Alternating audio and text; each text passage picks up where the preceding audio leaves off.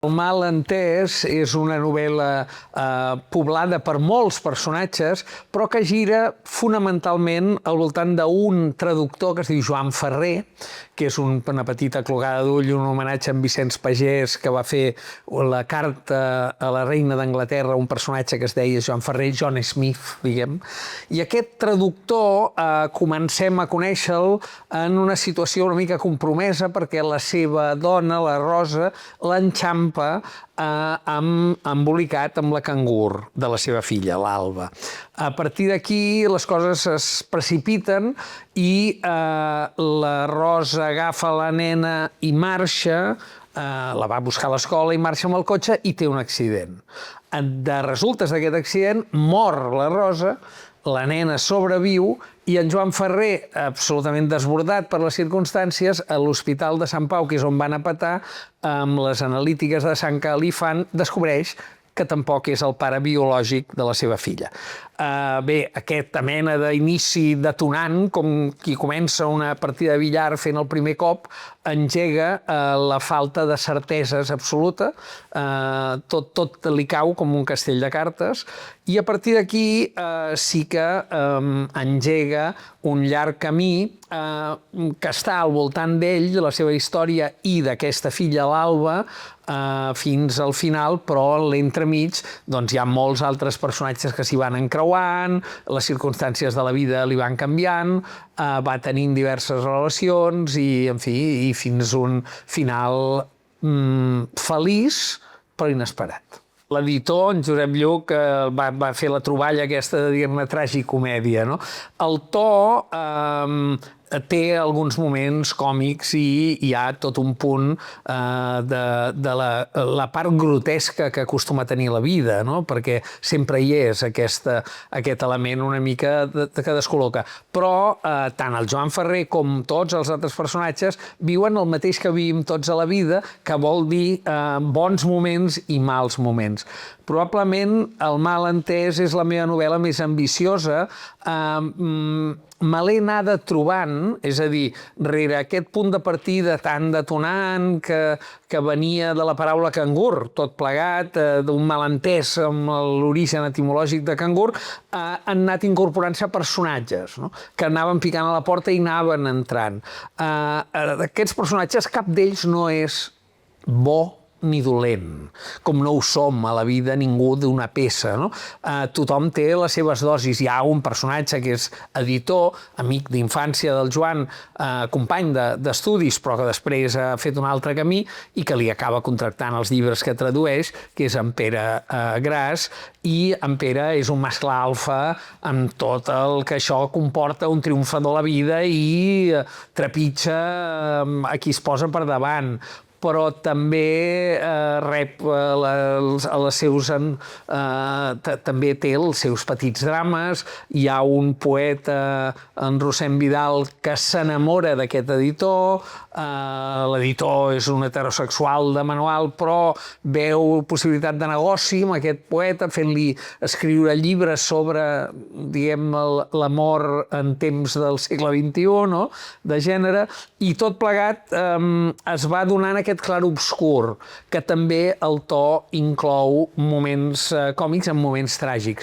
Fins i tot hi ha moments de violència extrema per part d'uns guerrillers que segresten un grup de catalans d'Osona que està per Guatemala, de turistes, allò, visqui la seva aventura i acaben fatal, però no et sabria dir què predomina més. És a dir, és una mica com la vida mateixa. És una aventura. Escriure una novel·la sempre té un punt d'aventura, però aquesta novel·la en concret, perquè venia com de lluny, però molt difusa, no sabia ben bé cap on aniria, i me l'he anada trobant. Els personatges s'han anat incorporant a la història, i això ha ampliat les trames, no?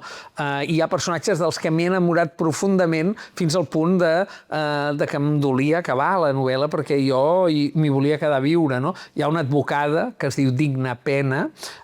Digna Pena va ser una veïna meva, una senyora que es deia així, pobra, i a la bústia jo ho veia i pensava, doncs aquesta Digna Pena, tants anys després, és una advocada que es dedica a defensar culpables confessos, que també tenen dret a defensa, no? I acaba publicant un llibre que es diu Casos perduts, per aquest editor d'edicions Pere Punyetes, que, en fi, que té moltes idees i va encarregant llibres a la gent interessant que troba, no? Hi ha una terapeuta, la Conxita Costas Mola, hi ha molts personatges que han anat eixamplant i m'han anat transformant l'escriptura en una veritable aventura.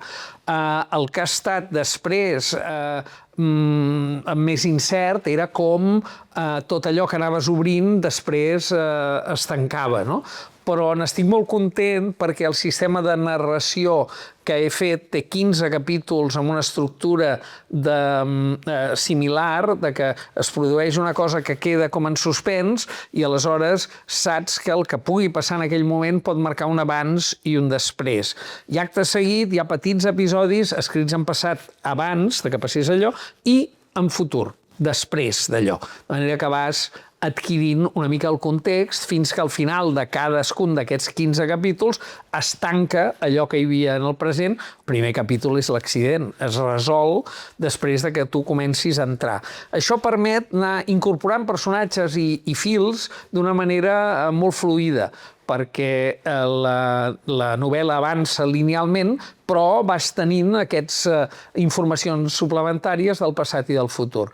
I finalment, el 16è capítol, que és el desenllaç, sí que és tot en present i té un ritme molt marcat que el vaig haver de retreballar i tot, però allà és on tot acaba prenent sentit fins un final que tenia clar quin havia de ser i que em va agradar poder-hi arribar de la manera que hi arribo, no? Ha estat una aventura i ja et dic, ara fa un any, ara acaba de sortir la novel·la i n'he de parlar i és una meravella parlar-ne i després vindran clubs de lectura o el que convingui. Però fa un any, que estava en plena ebullició i efervescència, era molt més feliç que ara. Era més feliç perquè estava dins.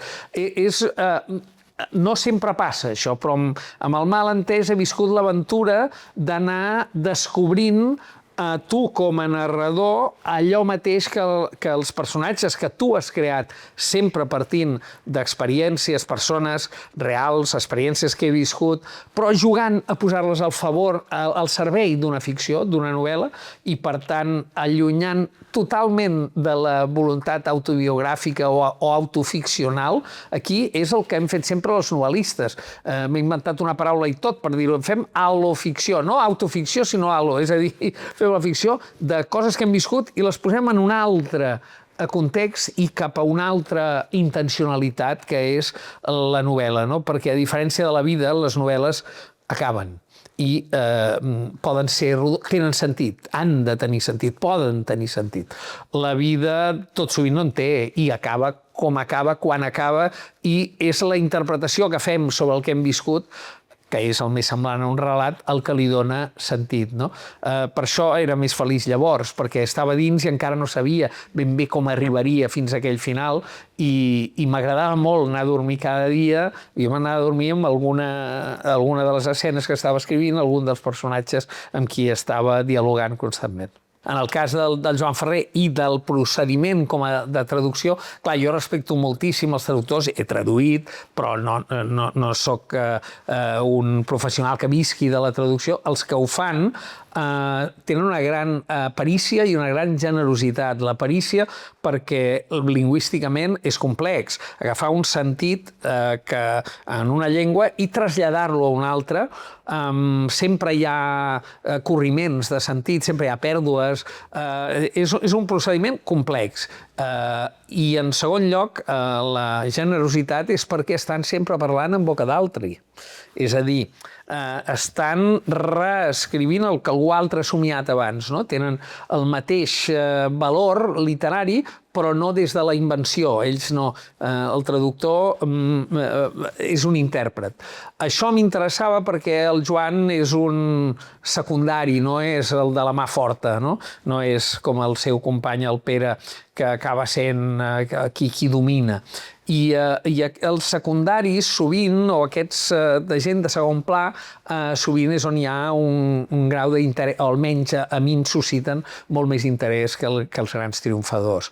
D'altra banda, els malentesos verbals o lingüístics, que òbviament hi són molt presents a la novel·la, també tenen una translació a tota l'època colonial, el xoc de civilitzacions, el xoc de l'home blanc descobrint Amèrica i trobant-se amb gent que parla unes cultures diferents i traslladant el seu marc mental allà.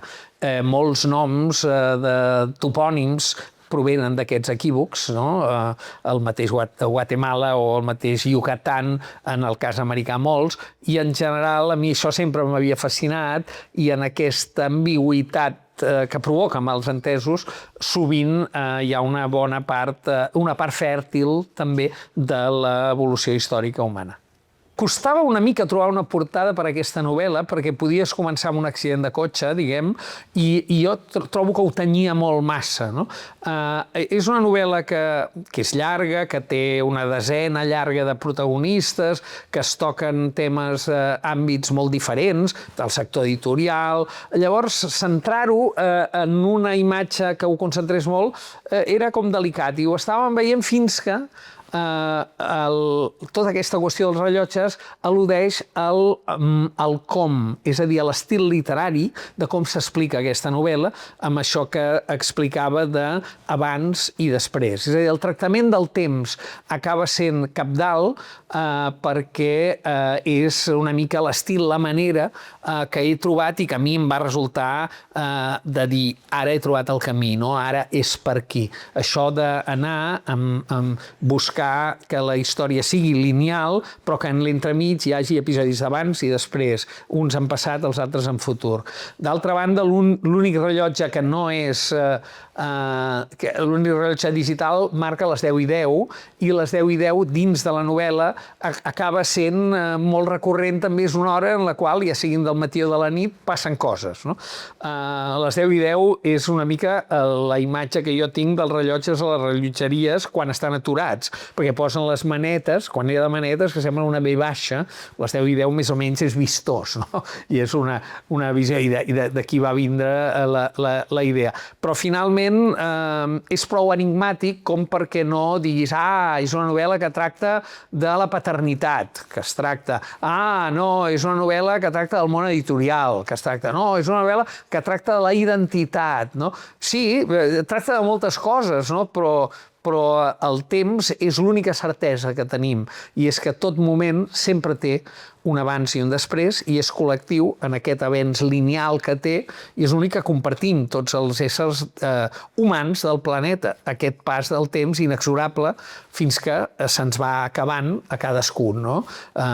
Les vides, deixem de poder avançar el nostre rellotge un cop morim, però fora d'això, jo diria que és l'element més universal i més compartit per tots els que habitem aquest planeta.